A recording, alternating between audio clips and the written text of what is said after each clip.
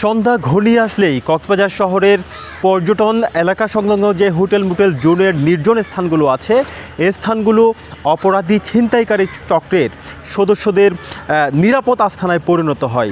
রাত যত ঘনিয়ে আসে তত বেশি অপরাধীদের স্বর্গরাজ্যে পরিণত হয় এসব সড়কসহ বিভিন্ন গুরুত্বপূর্ণ যে নির্জন এলাকাগুলো আছে সেই এলাকাগুলো। এই মুহূর্তে আমি রয়েছি কক্সবাজার সমুদ্র সৈকত সংলগ্ন যে সাংস্কৃতিক কেন্দ্রের সড়কটি রয়েছে এই সড়কে আমি অবস্থান করছি। এখানেও কিন্তু ছিনতাইকারীদের উৎপাত সন্ধ্যার পর থেকে বেড়ে যায়। পাশাপাশি কক্সবাজার শহরের বৈদ্যগোনা বাস টার্মিনাল সহ বিভিন্ন জায়গায় কিন্তু ছিনতাইকারী চক্রের দৌরাত্ম্য বেড়েছে বলে আমরা জানতে পেরেছি। এর পাশাপাশি কক্সবাজার সমুদ্র সৈকত অথবা পর্যটনকে ঘিরে যে এলাকাগুলো রয়েছে বিশেষ করে সুগন্ধা এবং লাবণীর ঝাউ বাগান এবং কবিতা চত্বর, ডায়াবেটিক্স পয়েন্ট সহ বিভিন্ন এলাকায় কিন্তু গত কিছুদিনের মধ্যে ছিনতাইয়ের ঘটনা বেড়েছে বলে আমরা জানতে পেরেছি। কাঠ ও পিভিসি ম্যাটেরিয়ালের সংমিশ্রণে তৈরি আধুনিক আরএফএল উডিডো কাঠের চেয়েও কঠোর।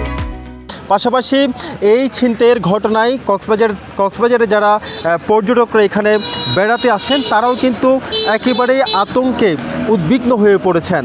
যদিও কক্সবাজার শহরের বিভিন্ন জায়গায় ইতিমধ্যেই পর্যটক সহ স্থানীয় বাসিন্দারাও কিন্তু ছিনতাইয়ের ঘটনার শিকার হয়েছেন।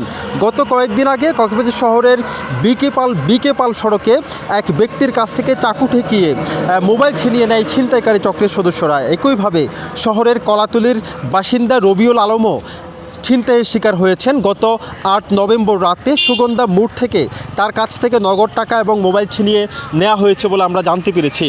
আমি আরেকটি বিষয় জানিয়ে রাখতে চাই, গত 5 আগস্টের পরে রাজনৈতিক পট পরিবর্তনের পর কিন্তু এই ছিনতাইয়ের ঘটনাগুলো কক্সবাজার শহর এবং পর্যটন এলাকাগুলোতে বেড়েই চলেছে। আরও কিছু তথ্য আমি যোগ করতে চাই। যদিও পুলিশ সহ অন্যান্য যে আইনশৃঙ্খলা বাহিনী রয়েছে তারা বলছেন যে ছিনতাইয়ের ঘটনা প্রতিরোধে অথবা অপরাধী যারা রয়েছেন তাদেরকে ধরতে ইতিমধ্যেই তারা বিভিন্ন সময় অভিযান চালিয়েছেন। র্যাব আমাদেরকে জানিয়েছে যে 14 নভেম্বর কক্সবাজার সমুদ্র সৈকতে পর্যটকদেরকে টার্গেট করে ছিনতাইকারী চক্রের 4 সদস্যকে সৈকতের ঝাউবাগান থেকে র্যাব 15 আটক করেছে। মূলত যে 4 জনকে গ্রেপ্তার করা হয়েছিল 14 নভেম্বর তাদের বিরুদ্ধে বিভিন্ন অভিযোগ রয়েছে বলে র্যাব আমাদেরকে জানিয়েছেন। র্যাবের আটককৃত 14 নভেম্বর যে 4 জন ছিনতাইকারী চক্রের সদস্যকে আটক করেছে তাদের বিরুদ্ধে বিভিন্ন অভিযোগের রয়েছে। পাশাপাশি যে পর্যটক এবং স্থানীয় বাসিন্দাদেরকে বিভিন্ন সময় তারা আসলে জিম্মি করে টাকা মোবাইল ছিনতাই করেছে বলে এই ধরনের অভিযোগও তাদের বিরুদ্ধে ছিল বলে র্যাব আমাদেরকে জানিয়েছে। পাশাপাশি 10 নভেম্বর কক্সবাজার সমুদ্র সৈকতের সুগন্ধা পয়েন্ট সংলগ্ন ঝাউ বাগানে উৎপেতে থাকা 2 ছিনতাইকারীকে আটক করে ট্যুরিস্ট পুলিশ এবং 8 নভেম্বর কক্সবাজারের সুগন্ধা পয়েন্ট এলাকায় অভিযান চালিয়ে ছিনতাইকারী চক্রের 6 সদস্যকে গ্রেপ্তার করে র্যাব 15। এ সময় তাদের কাছ থেকে দেশীয় অস্ত্র উদ্ধার করা হয় বলে র্যাব আমাদেরকে জানিয়েছেন।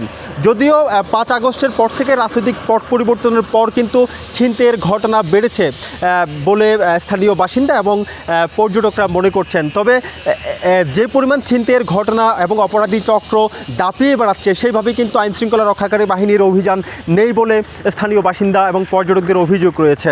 অচিরেই কক্সবাজার সমুদ্র সৈকত এবং পর্যটন নগরীকে নিরাপদ করে গড়ে তুলতে এসব অপরাধী চক্রের বিরুদ্ধে দ্রুত আইনশৃঙ্খলা বাহিনীর অভিযান পরিচালনা করা উচিত বলে মনে করছেন কক্সবাজারের সুশীল সমাজ। কক্সবাজার থেকে এটুকুই ছিল এখানকার সবশেষ পরিস্থিতি।